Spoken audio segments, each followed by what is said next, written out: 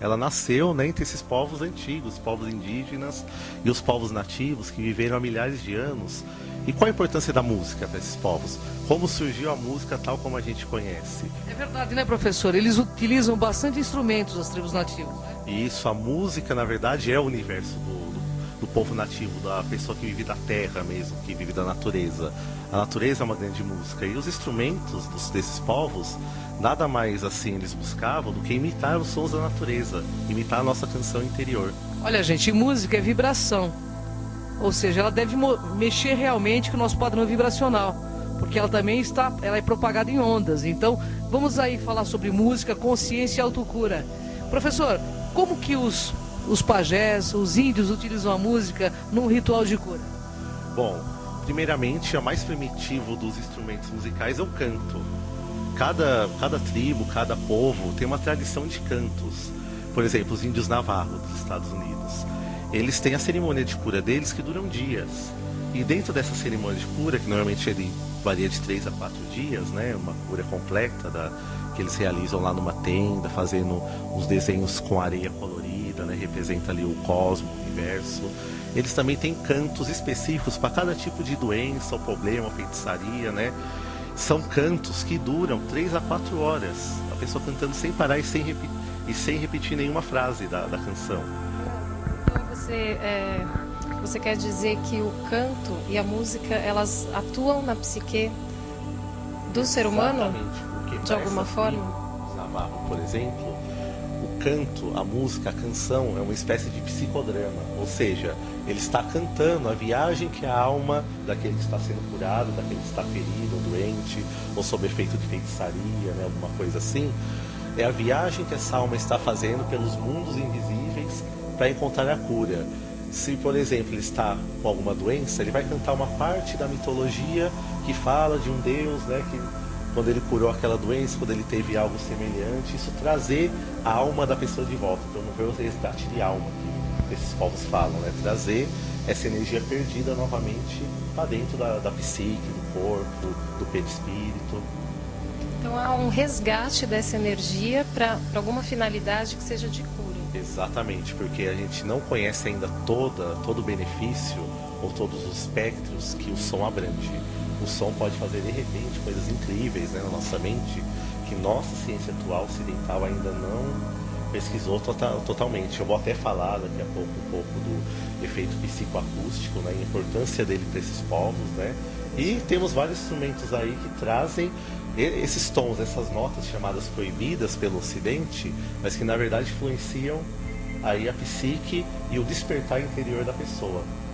É porque na verdade, assim, a música ela desperta assim no subconsciente da pessoa, né? Ela acaba desarquivando algumas vivências que a pessoa teve, né? E trazendo algumas manifestações, até mesmo algumas movimentos involuntários e sensoriais também, né? Isso, assim, sem o conhecimento da psicologia, que os povos indígenas realizam sessões de cura, mesmo com as ervas, né, com a parte física, com as ervas, com as pequenas cirurgias que algumas tribos fazem, né?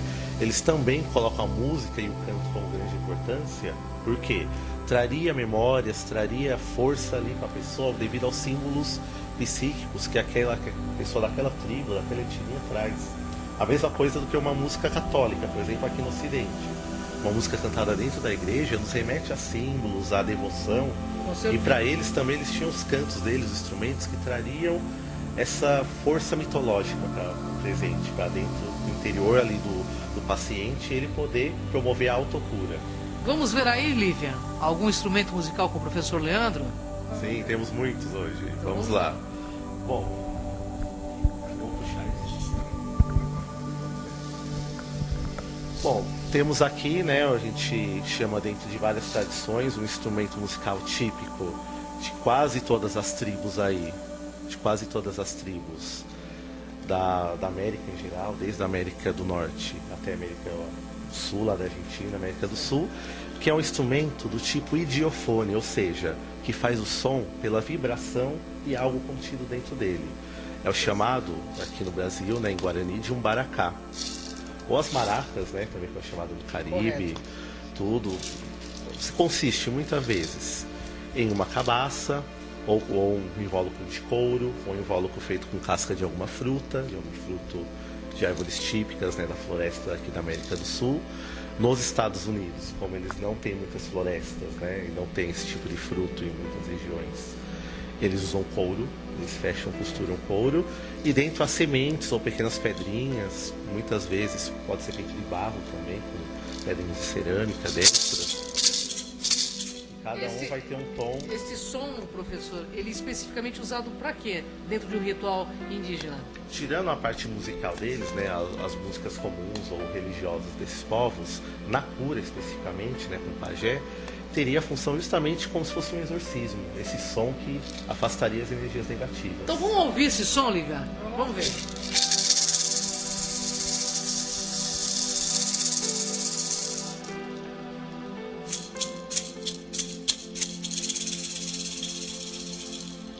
Gente, afastando energias negativas do programa Sexto Sentido. Porque aqui só tem energia positiva, né, Lívia? É isso aí. Vamos lá. Bom, aqui temos uma réplica, né, em cerâmica de um instrumento que, na verdade, é muito usado até hoje pela tribo Apache, a tribo Navajo, nos Estados Unidos, para a chamada cerimônia do peiote, que é, né, uma cerimônia religiosa desses índios, e eles ingerem o cacto sagrado peiote para ter contato lá com os seres espirituais. O cacto sagrado, professor, é o ayahuasca. Seria o peiote. Peiote, é uma planta, né? Também é uma planta alucinógena, né? Mas é do México até o sul dos Estados Unidos. Correto. A ayahuasca é só na América do Sul. Faz só com na que as Amazônia. pessoas façam uma conexão. Né? Exatamente. É muito difundido entre essas tribos indígenas.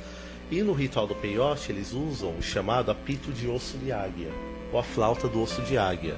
Como há uma proteção hoje ambiental com a águia nos Estados Unidos, que está em vias de extinção, com a águia dourada, então há uma réplica aqui em cerâmica, né, que imita o som realmente semelhante a uma águia e capaz também de fazer melodias.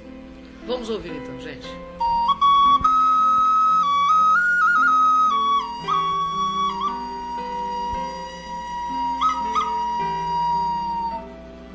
Nossa, professor, esse tipo de som serve para quê dentro dos rituais? Esse som nos rituais do peiote, ou nos rituais norte-americanos, eles sinalizam o momento que o ritual que vai acontecer alguma coisa. Né? Quando eles vão começar uma parte do ritual, seria o chamado da águia, o chamado dessa energia, né, que informa que é o animal de poder deles, a águia. É o nosso também aqui, hein, gente? Também, né, o nosso É o símbolo nosso animal de poder também. aí do grupo. É o nosso símbolo do grupo e da nossa TV também. Sim. Onde você assiste todas as segundas e todas as sextas-feiras, o nosso programa Sexto Sentido. Vamos ver mais algum instrumento e o professor vai explicando um a um, tá bom, professor? Principalmente eu tenho os de sopro, né, que é mais a especialidade desses povos antigos e a minha também é a minha preferência, né? Vamos ver. Bom, isso daqui é uma réplica arqueológica de uma cerâmica. Da cultura Vicus, uma cultura que floresceu no Peru, perto ali de Lima, perto da capital, há mais ou menos aí volta de 200 a.C., né? Chegando no seu auge, mais ou menos uns 100 depois de Cristo. Uma cultura que não durou muito tempo no Peru, mas que fez parte dos povos pré-incas, aqueles povos que vieram antes dos incas. Então a cultura Vicus, ela foi muito famosa por seus vasos, por suas cerâmicas. Mas as suas cerâmicas tinham um uso diferente do habitual.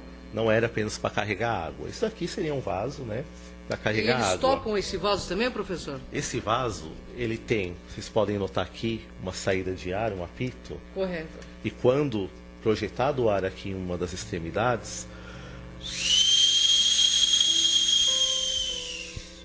Para que serve esse som dentro das culturas, professor? foi muito pesquisado, porque esses vasos eles são usados hoje pelos xamãs peruanos, né? Ainda são usados tanto as réplicas quanto os originais achados em sítios arqueológicos.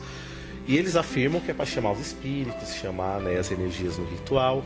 Só que foi feito pesquisas nos Estados Unidos que realmente esse silvo, né? Então ele é chamado lá no Peru de huacos silbadores, que quer dizer vasos, né, que apitam. Esse som em conjunto, com vários vasos em conjunto, criavam uma combinação de sons de vários tons, esse apito de vários tons. Isso, segundo pesquisas de laboratório, criaria um efeito psicoacústico, ou seja, devido ao som, a combinação de notas, de sons, criaria um efeito de expansão da consciência na pessoa. Tanto que os mais famosos dessa cultura são 2 vasos que parecem garrafas, de um lado você coloca água e do outro está o apito.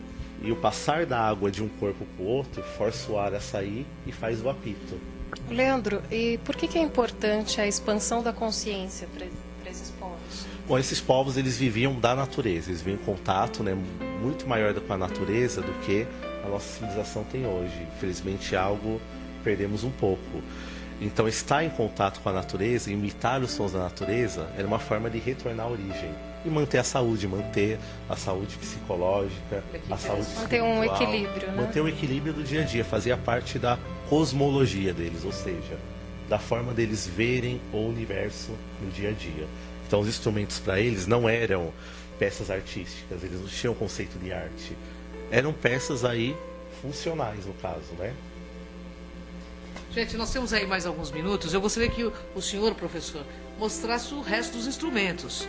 Sim, a maioria são flautas, né?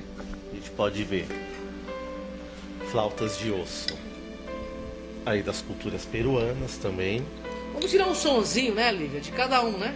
Para entender que é muito, o som de flauta é muito agradável. Sim. Explica um pouquinho de cada flauta, né? Seria uma flauta ritualística feita de osso de lhama, que é um animal do altiplano andino.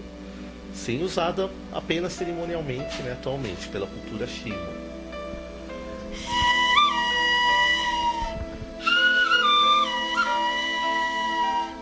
Imitaria realmente o som do condor, né, dos pássaros. E esse ritual, esse som no ritual é para chamar também algum também espírito. Também é para chamar os guardiões também. Essa é bem diferente, né, professor? Essa é bem diferente e quase ninguém conhece. Essa flauta aqui, ela é réplica de um objeto, né, de uma flauta encontrada no deserto de Mojave, na Califórnia, nos Estados Unidos, de uma cultura que viveu naquela região mesmo. E quando fizeram a réplica da flauta, ela soa perfeitamente da forma como ela era originalmente. Contém tons, né, notas chamadas proibidas dentro da música. Será que a gente pode ouvir uma nota dessas? Sim. Ou não?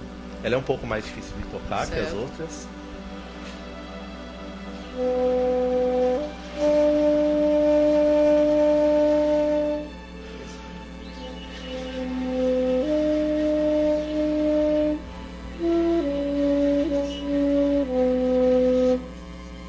Tem um tom bem, né, misterioso. Lindo, né? Bonito esse som. Bem misterioso mesmo. E eu só trouxe outra flauta aqui. Sim, das que eu mais uso, né, e das mais divulgadas hoje em dia, os instrumentos nativos, é chamada flauta nativa americana ou flauta do amor também, devido a umas lendas, né, certo, que era usado, os índios usavam para cortejar as moças, né, para casar. Porque ela tem um som muito melódico, muito assim, que traz bons sentimentos, né. Então ela surgiu por volta de 1700, aí os índios até hoje utilizam, né, a flauta como símbolo da sua cultura nos Estados Unidos. Olha que legal, hein?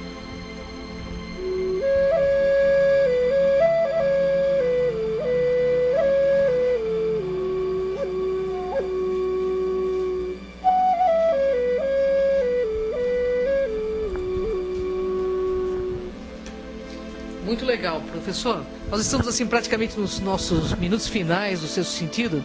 E eu gostaria que o senhor deixasse uma mensagem musical, então, para o nosso internauta, porque uma coisa é certa, se você não ouvir a batida do seu coração nesse momento, você não vai conseguir ouvir a batida do grande coração. Então, professor, faça com que, através desse som, a gente consiga acionar o nosso cardio chakra e a batida do nosso coração. Traga a memória dos nossos ancestrais.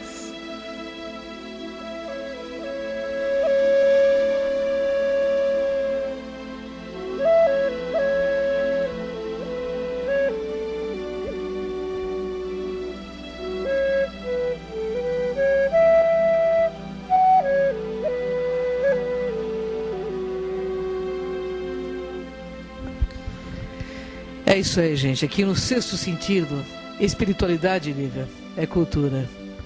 Cultura também espiritualiza. É isso aí, gente. Até o próximo Sexto Sentido.